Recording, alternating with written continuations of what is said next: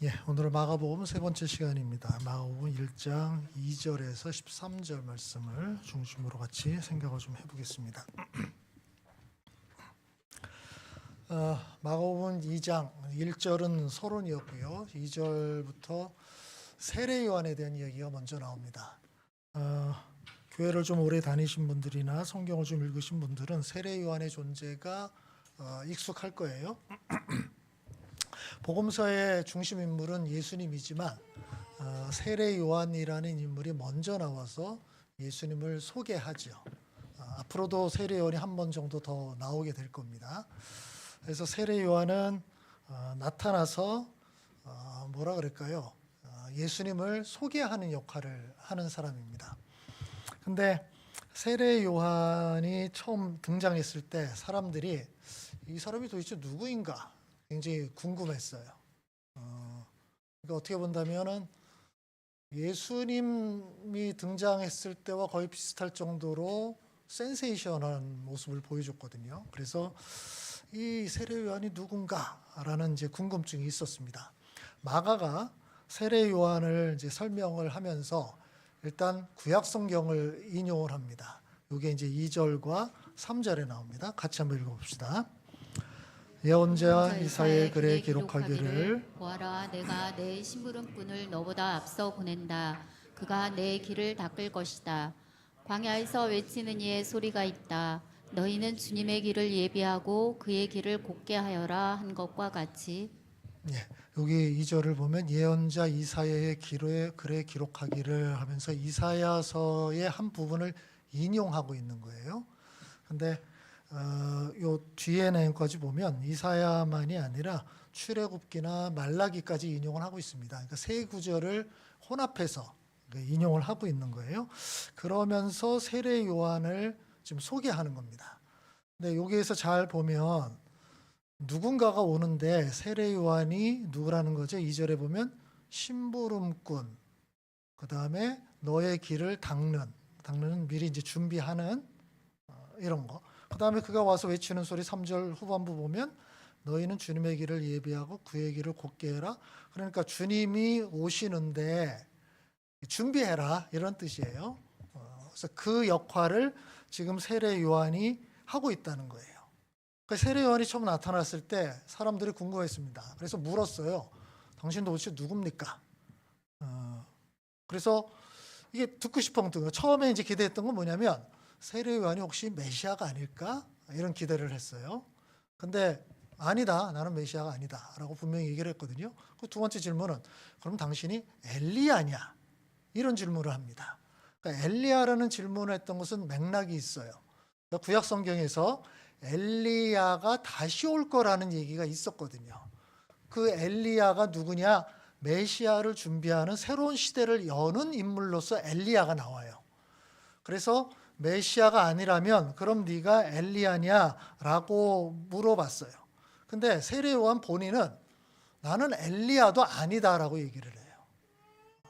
그러니까 사람들이 여기서 약간의 좀 헷갈림이 있는데 사람들은 진짜 엘리야가 환생했다고 생각을 하는 거예요. 거기에 대해서 세례 요한은 아니 나는 세례 요한이지 엘리야 아니야. 그래서 노라고 대답한 거예요. 그러니까 그 엘리야가 아니다. 라고 이제 이야기를 했던 거죠. 근데 지금 여기서 보면 마가가 요거를 인용할 때는 뭐냐면 요한이 엘리야가 맞다예요. 그 구약에서 예언했던 그 엘리야가 맞다라는 겁니다. 그러니까 맞다는 건 뭐냐? 환생했다는 얘기예요? 그게 아니에요. 요한이 하는 역할이 엘리야의 역할과 똑같다라고 얘기한 거예요.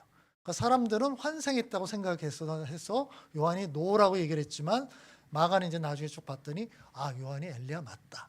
엘리야와 같은 역할, 원래 구약에서 예언할 때 그거를 의도했던 거니까 그런 면에서 그 세례 요한은 엘리야가 맞다라는 그 얘기를 지금 인용을 하면서 얘기를 한 겁니다.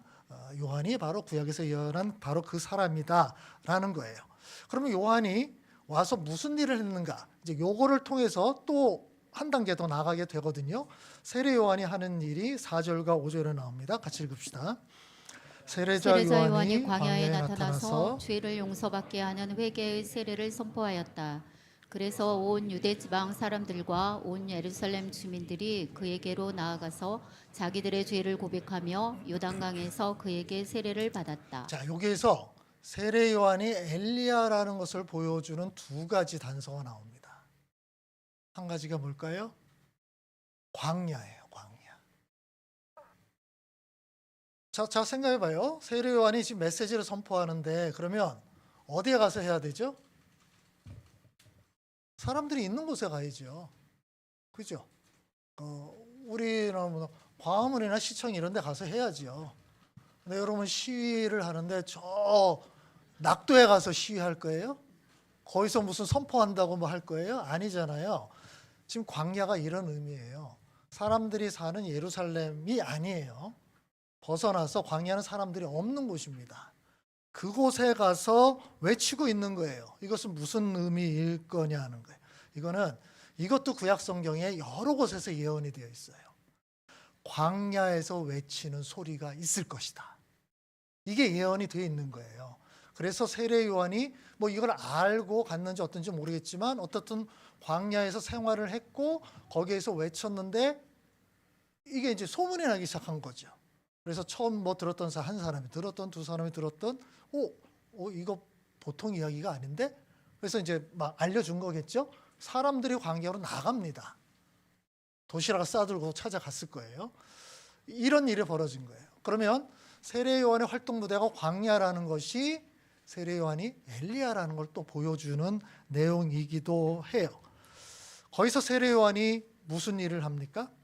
죄를 용서받게 하는 회개의 세례를 시행하고 있다고 얘기를 합니다.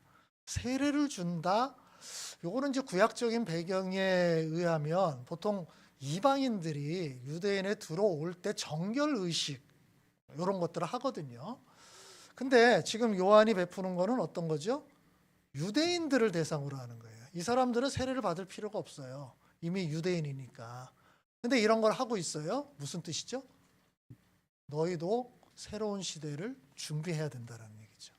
너희가 유대인이라고 생각했던 것 이제 더 이상 의미 없어. 이제 새로운 시대를 준비해야 돼. 라는 의미로 또 얘기를 하고 있는 거예요. 그래서 세례를 줘서 별명이 세례 요한이 된 거죠. 원래 이름은 그냥 요한이죠. 근데 요한이 성경에 이제 워낙 많이 나오니까 그냥 구분하기 위해서 세례 요한 이렇게 이제 이름을 붙인 거거든요. 그러니까 이 사역을 통해서도 세례 요한은 새로운 시대를 여는 어떤 사람. 나중에 이제 또 비교가 되는데 세례 요한은 물로 세례를 준다고 하면서 나중에 예수님 나올 때는 예수님 어떤 세례를 준다 그러죠? 성령으로 세례를 준다고 얘기를 해요. 근데 어떻든 세례예요. 세례가 필요 없는 사람들에게 세례를 주고 있는데 자기는 완전한 세례는 아닙니다. 그러면 준비를 하고 있는 거예요. 사람들을 준비시키고 있는 거죠. 이런 것을 통해서 역시 세례 요한은 엘리야가 맞다라는 것을 보여줍니다. 이것을 좀 더 분명하게 보여주는 것이 또 나옵니다. 이게 세례 요한의 모습이에요. 세례 요한의 모습이 6절에 나타납니다. 같이 읽읍시다. 요한은 낙타 털옷을 입고 허리에 가죽들을 띠고 메뚜기와 들꿀을 먹고 살았다. 이거 상상이 되십니까? 낙타 털옷을 입었어요. 허리에 가죽들을 띄었어요. 근데 뭘 먹었냐? 광야에서 생활하니까 거기서 구할 수 있는 것들, 메뚜기와 들꿀, 또는 뭐 성경을 보면 다른 성경에 보면 석청, 바위 틈에서 나는 뭐 꿀 이런 거를 먹었다고 얘기를 해요. 1년 360일 이거만 먹지는 않았겠죠. 어떻게 이거만 먹고 삽니까? 근데 어떻든 자주 이거를 먹었다는 뜻이겠죠. 그래서 이거를 딱 표현하는 건데요. 이게 상상이 좀 안 되죠. 제가 이거 좀 보여줬는데, 자 이게 이제 1600년대인가 1700년대 그림이에요. 상상 속에서 그린 거죠. 세례 요한이다. 그래서 이런 옷을 입었을 것이다. 제가 이제 그림들을 쫙 살펴봤더니 화가마다 다 다르게 묘사하더라고요. 근데 여기에 나오는 세례 요한은 꽤 그래도 차려 입었어요. 근데 주로 나오는 그림들은 세례 요한이 굉장히 헐벗은 모습으로 나타납니다. 헐벗었어요. 그냥 가죽 뭐 하나 걸치고 허리띠 하나 띠고 지팡이 하나 짚고 뭐 이런 모습이에요. 자, 이 모습이 어떤 의미가 있느냐? 사람들은 이 모습을 딱 보면은 누구를 연상할 수밖에 없다? 엘리야를 연상할 수밖에 없어요. 이게 유대인들에게 내려오는 엘리야의 그 모습인 거예요. 그런 선지자적인 모습 그대로 나타나고 있는 거예요. 그래서 세례 요한이 이런 어떤 복장이 있다. 그 자체로 이미 범상치가 않은 거예요. 그럴 수 있죠. 어떤 외관만으로 저 사람 뭐지? 이렇게 되는 거. 그럼 집중하게 되는 거죠. 그러니까 지금 세례 요한은 자기의 외관으로 벌써 메시지를 전하고 있다고 보면 돼요. 엘리야의 어떤 메시지를 전하고 있다고 생각을 하면 됩니다. 지금 계속해서 보여주는 내용들이 뭐예요? 세례 요한은 엘리야가 맞다. 엘리야가 하는 일들을 하고 있는 거다라는 거예요. 자, 이게 이제 결정적으로 나오는 또 다른 얘기입니다. 세례 요한이 무엇을 이야기했는가? 이게 7절, 8절 나옵니다. 같이 읽읍시다. 그는 이렇게 선포하였다. 나보다 더 능력이 있는 이가 내 뒤에 오십니다. 나는 몸을 굽혀서 그의 신발끈을 풀 자격조차 없습니다. 나는 여러분에게 물로 세례를 주었지만 그는 여러분에게 성령으로 세례를 주실 것입니다. 예. 자, 세례 요한이 메시지를 전했어요. 사람들이 기대했던 거는 이 사람이 정말 뭔가 범상치 않은 메시지를 할 거야. 이게 어떤 이야기일까 궁금했을 거잖아요. 근데 세례 요한의 메시지의 핵심은 이겁니다. 나를 보지 말고 앞으로 올 사람을 기대해라. 바람잡이 역할이에요. 쇼의 주인공이 아니라 그냥 소개하는 사람이에요. 이 모습은 사람들이 기대했던 모습이 아닐 거예요. 세례 요한에게서 이제 뭔가 새로운 시대가 올 것 같은 메시지를 기대했을 텐데 세례 요한은 자기에게 스포트라이트가 오는 것을 전혀 원하지 않은 거예요. 아니다. 나를 보지 말고 이제 곧 올 거야. 그 분을 준비해라라고 얘기를 하는 거예요. 그러면서 이야기하는 것이 그가 나보다 훨씬 능력이 많다. 그래서 나는 그의 신발끈을 푼다. 요거는 이제 그 당시 사람들의 생활 풍습을 보면 되는데 되게 뭐라 그럴까요? 남학신일까요? 뭐 이런 신발들을 신었잖아요.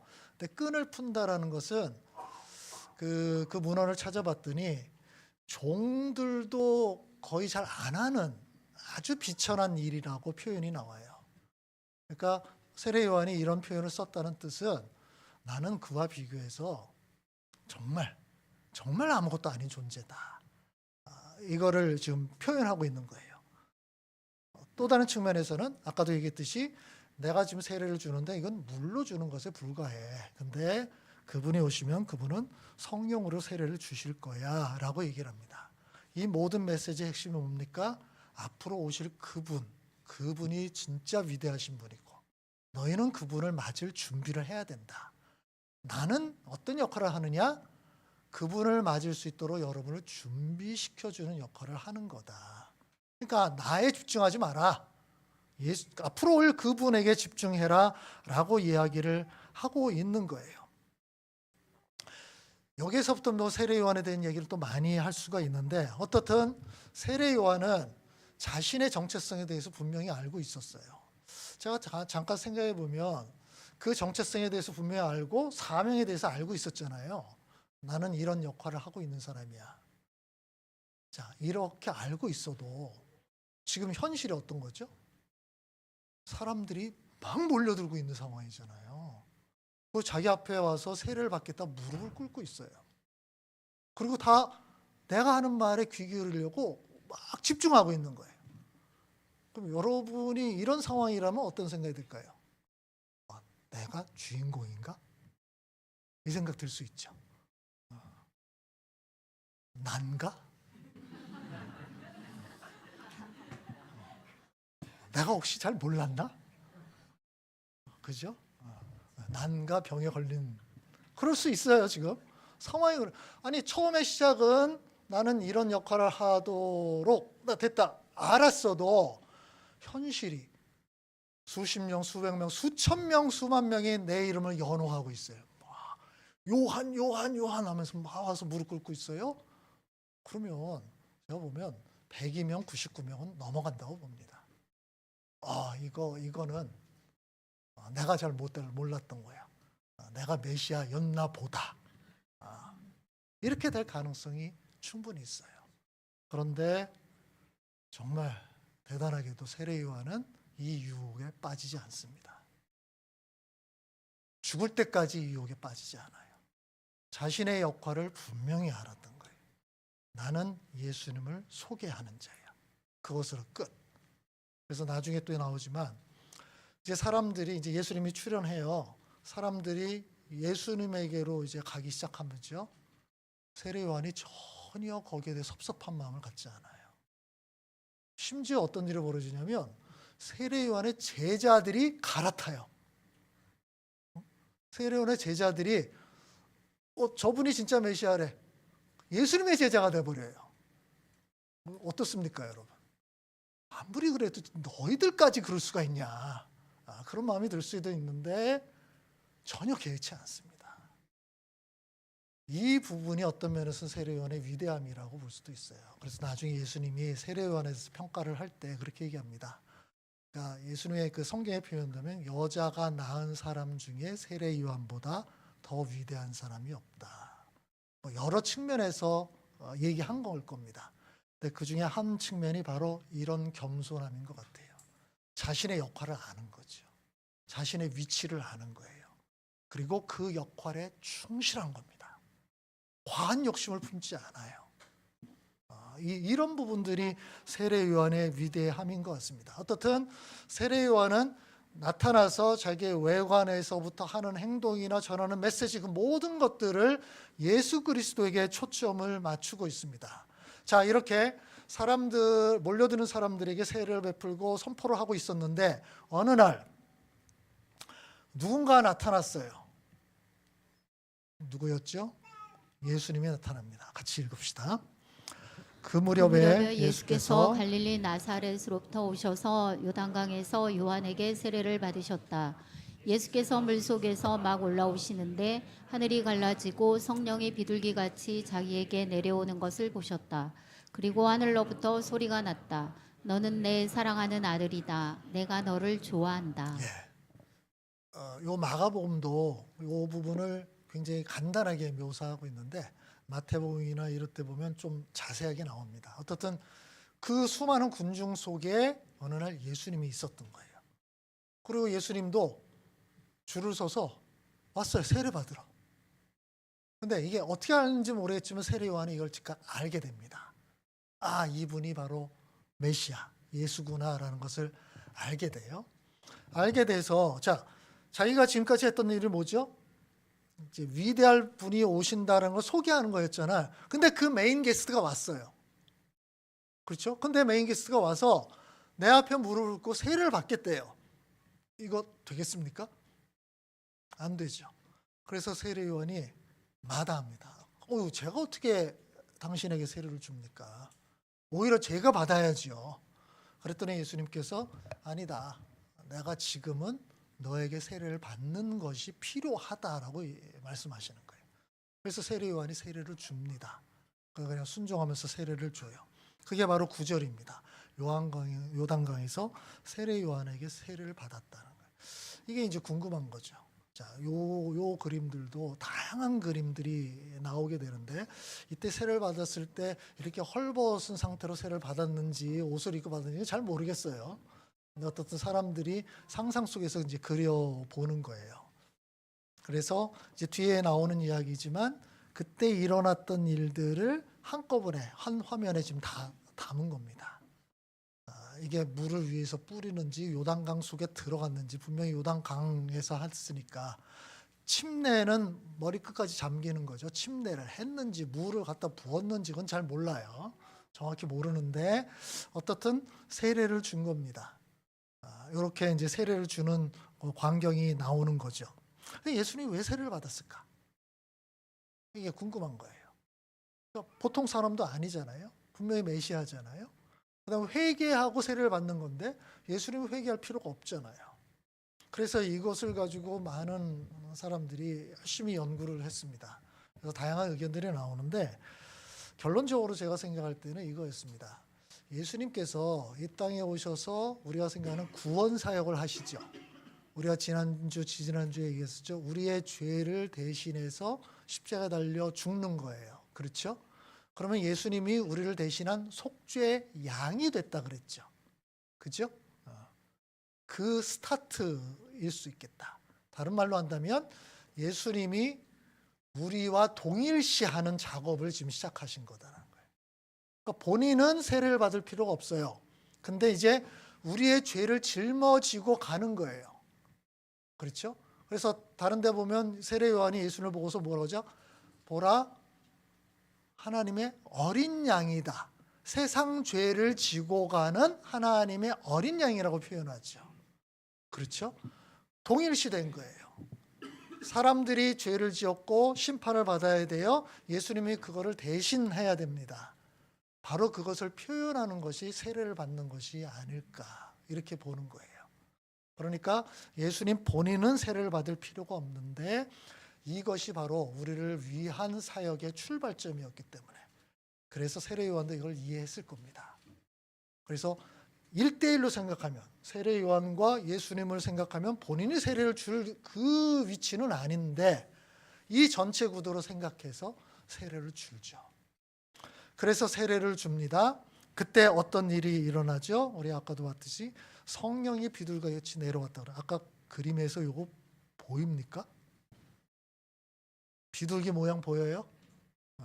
비둘기 같은데 요것도 그 성경을 좀 더 자세히 살펴보면 비둘기가 나타났다. 우리 생각에는 그렇게 보이는데 꼭 그런 건 아니고, 그러니까 뭔가 그 새 이런 모양이 쑥 앉는 것처럼, 그러니까 새가 날아가다가 어떤 나뭇가지에 이렇게 앉을 때 모습 혹시 자세히 본 적 없죠?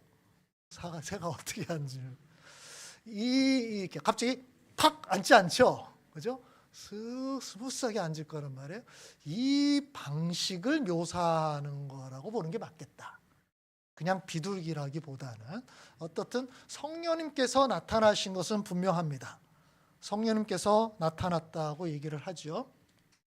동시에 하늘로부터 소리를 나요. 너는 내 사랑하는 아들이라 내가 너를 좋아한다. 다른 성경에서 또 다르게 표현합니다. 어떻든 이거는 누구의 음성이죠? 그러면 성부 하나님의 음성이겠죠. 아들이라고 표현했으니까. 성자 예수님이니까. 그래서 이 장면은 굉장히 독특한 장면입니다. 성경에서도 흔한 장면이 아니에요. 왜요? 성부, 성자, 성령이 동시에 나타난 장면이거든요. 성자 예수님이 여기 있고 성령님께서 임하셨고 하늘에서 성부 하나님의 음성이 들린 거예요. 이거는 흔하지 않은 장면입니다. 어떻든 하나님께서 이 말씀을 하시면서 예수님을 인증해 주신 거죠. 이 예수가 바로 내 아들이야. 이 음성을 얼마나 많은 사람이 들었는지는 모르겠습니다. 이게 공개적으로 들려진 음성이었든지 아니면은 세례 요한과 예수님만 들었던 것인지는 정확히는 잘 몰라요. 그러나 어떻든 마가가 이걸 기록했을 때는 뭐 예수님이 말씀하셨거나 베드로를 통해서, 주로 이제 베드로를 통해서 마가가 기록했다고 얘기를 했잖아요. 그랬을 가능성이 분명히 있을 거예요. 자, 예수님께서 세례를 받으셨어요. 우리를 대신해서 우리와 동일시하면서 세례를 받으셨습니다. 그때 성령님께서 나타나셨어요. 무엇을 보여주고 있는 거죠? 인증하고 있는 거예요. 이분이 메시아가 맞다. 하나님께서 음성을 들려주셨어요. 무엇을 얘기하고 있는 거죠? 또 인증하고 있는 거죠. 이 예수가 내가 보낸 메시아 맞다. 이것을 계속 얘기하고 있는 거예요. 자, 오늘 이야기의 초점이 바로 이쪽으로 계속 모이고 있다는 거 아시겠죠? 2절부터 시작해서 세례 요한을 통해서 예수의 메시아 되심이 계속 증거되고 있었습니다. 예수님이 세례를 받으시는 광경을 통해서 성령님께서 인증하고 계세요. 성부 하나님께서 인증하고 계시는 거예요. 마가는 지금 이거를 지금 강조하고 있는 겁니다. 이 초점을 놓치시면 안 돼요. 자, 그 다음에 이제 재미있는 장면이 이어집니다. 이게 이제 광야에 가서 예수님께서 시험을 받으시는 광경입니다. 같이 읽읍시다. 그리고 곧 성령이 예수를 광야로 내보내셨다. 예수께서 40일 동안 광야에 계셨는데 거기서 사탄에게 시험을 받으셨다. 예수께서 들짐승들과 함께 지내셨는데 천사들이 그의 시종을 들었다. 예수님께서 이제 세례를 받고서 본격적으로 일을 시작하실 겁니다. 근데 그 마지막 준비라고 할까요? 그런 의미로 광야에 가서 우리 이제 이것도 마태복음에 보면 자세히 나오는데 40일 금식하셨다라고 나오죠. 그렇죠? 그래서 광야에 계셨는데가 아니라 광야에서 금식하셨다. 이렇게 나오고요. 거기서 벌어진 일은 동일합니다. 사탄에게 시험을 받으셨다. 시험을 받았습니다. 사탄 요것도 그 여러 그림 중에 하나예요. 요거는 예수님이 받았던 세 가지 시험을 한 화면에 지금 담은 거예요. 요것도 마가복음은 자세히 설명 안 하는데 우리 잘 알죠. 마태복음을 보면 자세히 나오죠. 세 가지 시험이. 돌로 떡을 만들어 먹어라. 배고프니까. 두 번째는 성전에서 뛰어내려라. 그럼 천사들이 받아줄 거 아니냐. 그럼 안전하게 되지 않겠냐. 세 번째는 뭐죠? 높은 산에 올라가서 세상 모든 것도 다 보여준 다음에 내게 절하면 내가 이걸 너한테 줄게. 요 세 가지 시험을 하잖아요. 요 모습이 이렇게 첫 번째, 두 번째, 세 번째 이렇게 그림이 그려진 겁니다. 그러니까 예전 그림들은 그 스토리 전체를 그냥 한 화면에 다 담아버리거든요. 그래서 여기에서 그냥 스토리를 읽으면 돼요. 맨 마지막까지 이제 천사들 나오는 것까지 좀 두은 거예요. 그럼 왼쪽에서부터 순서대로 이제 이야기를 보면 되죠. 그렇죠? 그럼 맨 마지막에 맨 마지막에 보면 사탄이 도망가는 것까지 나오죠. 그래서 막 하다가 그 다음에 가는 내용까지 나옵니다. 사탄의 의도가 뭐였을까요? 사탄이 예수님을 시험했던 거는 뭘까요? 이거는 이겁니다. 예수님이 이제 앞으로 세상을 구원할 사역을 이제 막 할 거잖아요. 시작부터 싹을 꺾어야 되겠다는 거죠. 이게 막 진행이 되고 나면 점점 더 힘들어질 거 분명하잖아요. 그죠? 아예 싹부터 그냥 없애버려야 되겠다. 그런 의도를 가지고 예수님을 시험을 한 겁니다. 여기서 혹시 예수님이 무너지면 어떻게 될까요? 그 다음 끝인 거예요. 더 이상 예수님은 뭔가 하실 수가 없는 게 되는 거죠. 그런데 우리는 압니다. 예수님께서 시험을 이기셨다는 거. 자, 이것도 마태복음에 보면 시험을 이겼다라는 얘기가 안 나와요. 마가는 그냥 하여튼 뭔가 빨라. 이야기를 그냥 착착착착착 막 진행해. 이거 다 커트를 해버리는 거예요. 글쓰기에 아주 좋은 모범인 것 같아요. 잡단지게 다 제거해버리고 그냥 막 가요. 마태복음을 보면 시험을 이겼던 내용들이 뭐 그 사람이 떡으로만 사는 것이 아니요 막 구구절절 막 나오잖아요. 어떻든 시험을 이겼다는 것인데 마가복음에서도 유추할 수 있는 내용들은 분명히 있습니다. 맨 마지막에 보면 천사들이 와서 시중을 들었다라는 이 표현이에요. 시중을 들었다라는 것은 어떤 면에서 축하했다라는 거, 그 다음을 준비한다는 이런 의미가 있어요. 그러니까 통과했기 때문이죠. 그렇죠? 면접을 왔는데 통과했어요. 그러면 통과했다는 메시지가 굳이 없어도 자, 다음번에는 언제 오시고 뭘 준비해 오세요? 이 메시지만 들으면 된 거잖아요. 그와 이제 비슷하다고 생각하면 돼요. 그래서 천사들이 시중 들었다는 것으로 예수님께서 시험을 통과했다라는 것을 우리가 알 수가 있게 됩니다. 근데 그래서 굉장히 재밌습니다. 사탄의 의도는 뭐였다고요? 예수님을 무너뜨리는 거였죠. 시험을 통해서. 근데 예수님이 시험을 이겼어요. 결과가 어떻게 나타난 거죠? 예수님이 메시아 되심을 오히려 증거해 주는 게 됐어요. 위에서 세례 요한을 통해서 성령님을 통해서 하나님을 통해서 증거가 됐는데 지금 이 순간에는 심지어 사탄을 통해서도 예수님이 메시아라는 게 증거가 되고 있는 거예요. 역설인 거죠. 사탄은 예수님을 무너뜨리려고 했는데 오히려 예수님을 증거해 주는, 예수님의 사역을 인정해 주는 들러리가 되어버린 거예요. 이렇게 돼서 이제 예수님은 하나님께서 보내신 진정한 메시아라는 것들이 분명하게 드러나게 됩니다. 이 시험이라는 이 부분을 오늘 조금 더 생각을 해볼 텐데요. 이 시험이라는 것은 예수님뿐만이 아니라 이후에도 예수님께서 또 여러 차례 이런 이제 위기에 처할 때가 있었는데, 이거는 예수님뿐만이 아니라 우리 모든 그리스도인들이 비슷하게 경험하는 부분들이죠. 시험, 시련, 유혹, 이런 부분들이 계속 오게 됩니다. 그래서 나중에 베드로 사도가 얘기하죠.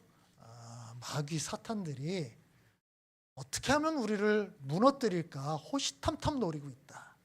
그러니까 너희가 늘 경계태세를 늦추지 말아라, 그 얘기를 하거든요. 근데 우리 그리스도인들이 계속 살아가면서 경계태세를 너무 늦출 때가 많아요. 그냥 전방에서 지키고 있는데 총을 안 들고 나갔어. 그냥 간 거예요. 그 다음에 지키고 있었는데 밤에 지켜야 되는데 잠자고 있는 거예요. 이런 식의 그리스도인의 삶을 사는 사람들이 많다라는 겁니다.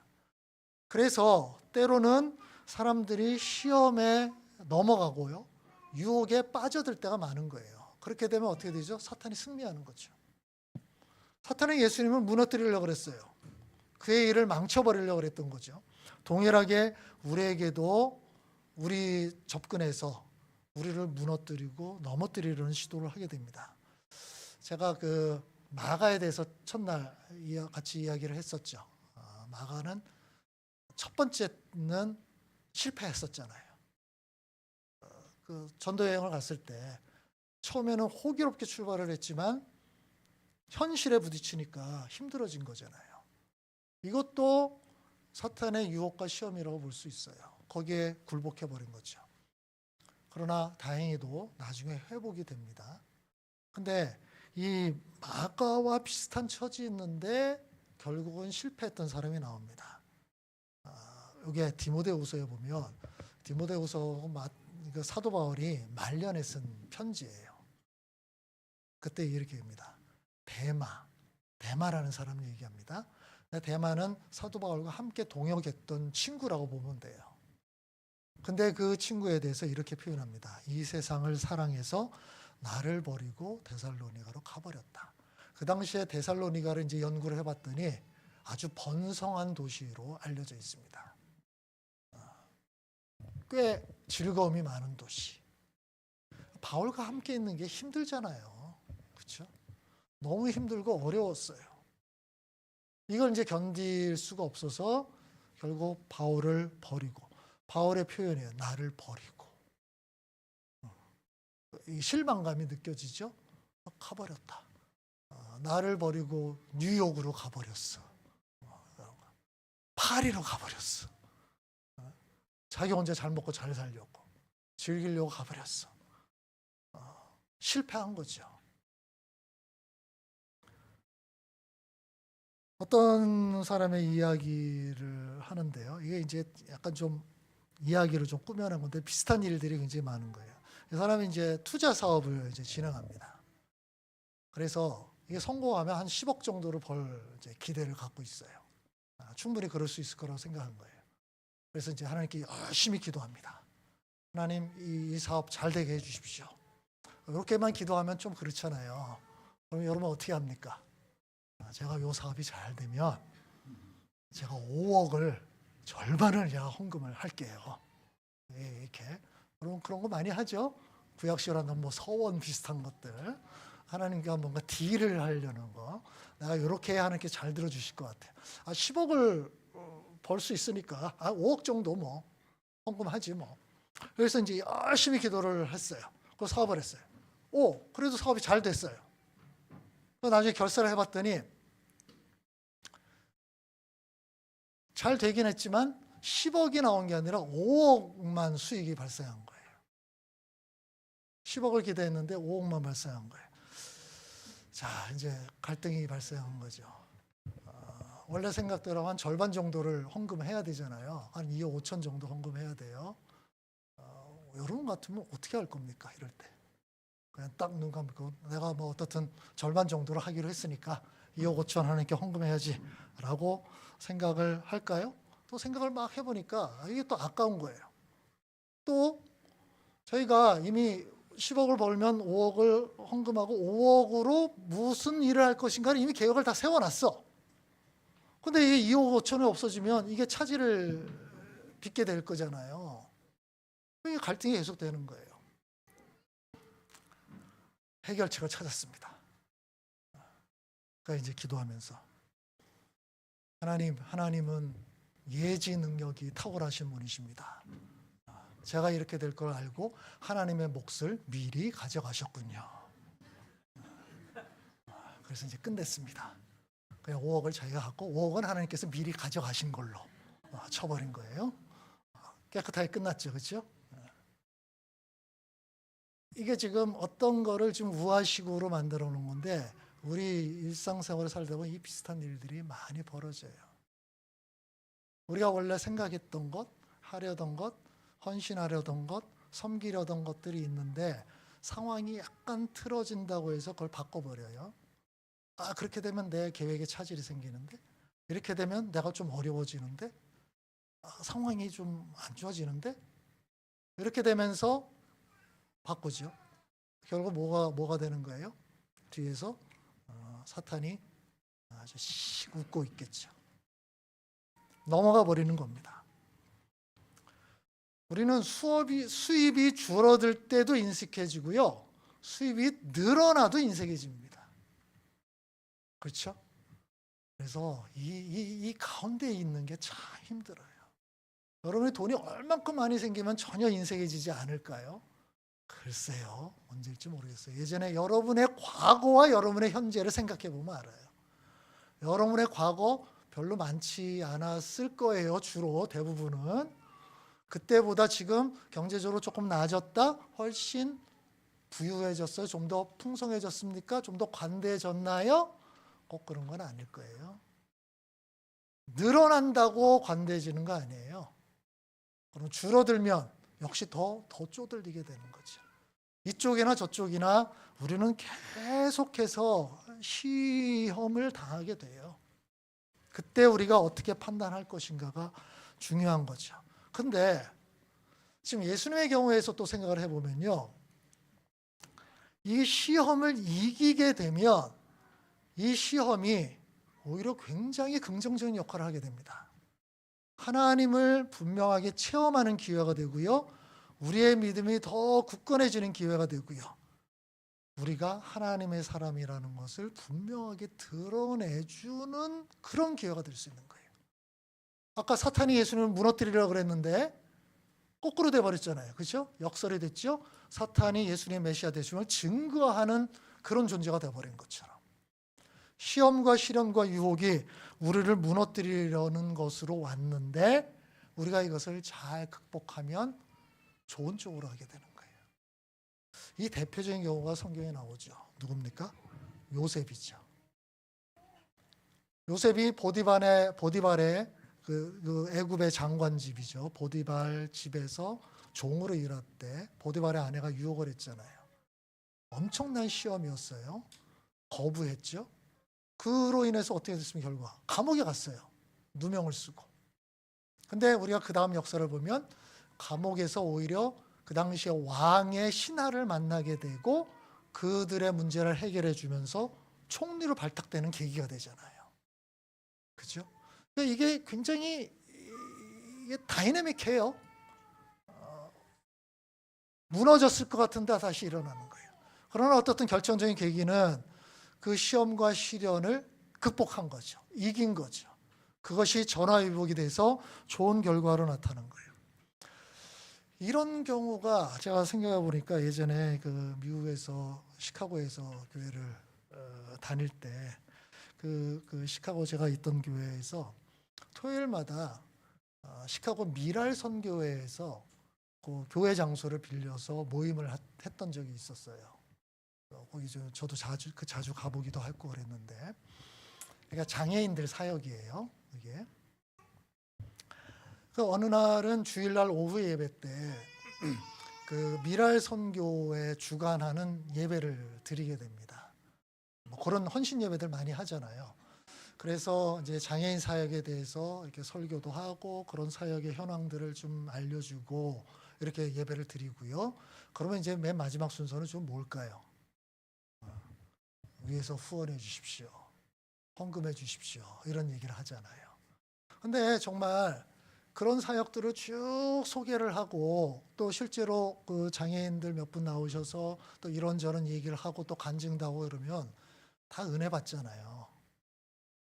나중에 어떤 집사님이 저한테 와서 하는 얘기였어요. 본인도 은혜를 받은 거예요. 그래서 헌금을 작정을 한 거죠. 그렇죠? 작정하게 되죠. 제가 정확한 액수를 기억은 안 나는데 1,000불 정도 헌금을 하기로 작정했던 것 같아요. 많으면 많을 수도 있고 적으면 적을 수도 있는 건데 이게 거의 한 30년 전이니까 그렇게 적은 액수는 아니에요. 근데 뭐 은혜를 크게 받았던 모양이죠. 그리고 뭐 그 장애인 사역이 또 필요하고요. 그래서 이제 1,000불을 헌금을 하기로 작정을 했어요. 그 다음에 이제 집에 돌아왔습니다. 어떤 생각이 들까요? 네? 늘 여러분 작정할 때는 너무 당장 하지 말아야 돼요. 조금 생각하면 집에 오니까 갑자기 돈이 아까운 생각이 들어요.